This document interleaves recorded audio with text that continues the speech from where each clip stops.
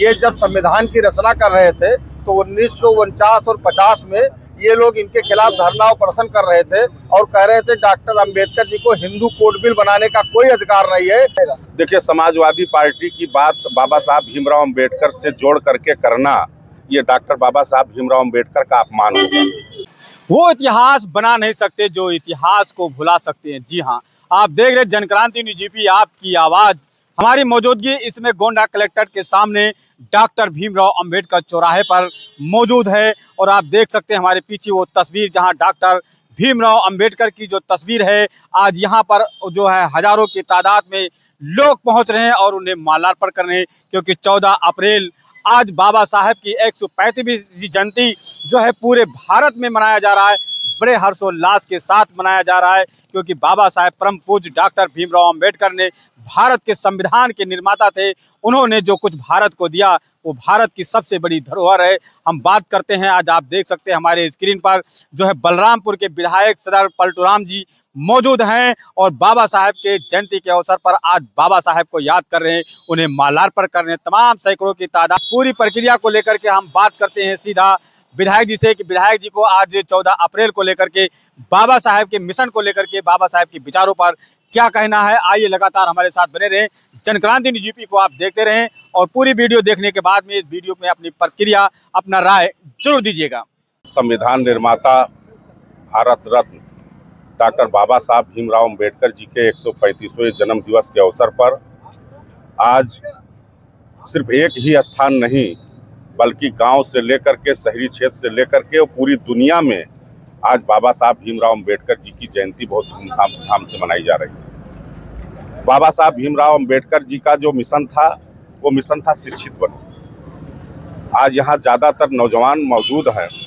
मैं अपने सभी नौजवान साथियों से, खास करके जो छात्र हैं, मैं उनसे कहना चाहूँगा कि बाबा साहब भीमराव अंबेडकर के पहले मूल मंत्र शिक्षित बनने का हम सब आज उस संकल्प को पूरा करने का काम करेंगे। डॉक्टर बाबा साहब भीमराव अंबेडकर ने जो हमें समता समानता का अधिकार दिया, आज पूरी दुनिया के संविधान के लोग, जो संविधान मानने वाले लोग हैं, वो ये मानते हैं कि भारत का संविधान सबसे बेहतर संविधान है।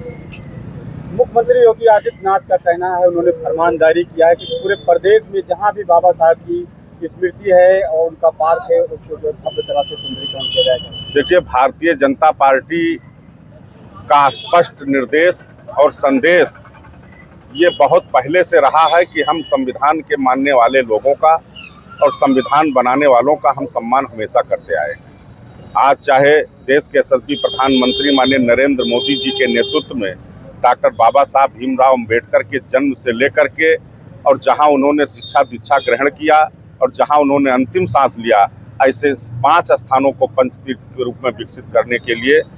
माननीय नरेंद्र मोदी जी ने पंचतीर्थ की स्थापना करने का काम किया। आज उत्तर प्रदेश के यशस्वी मुख्यमंत्री परम पूज्य योगी आदित्यनाथ जी ने आज डॉक्टर बाबा साहब भीमराव अंबेडकर का लगभग हर ग्राम सभा में उनकी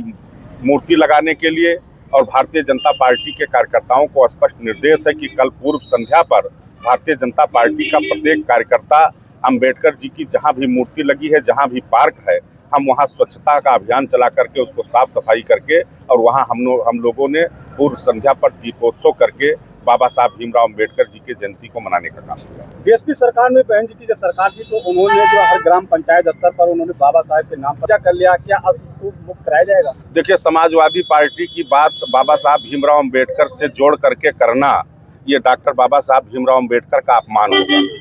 आप सोशल मीडिया पर उठा लीजिए, हर व्यक्ति आज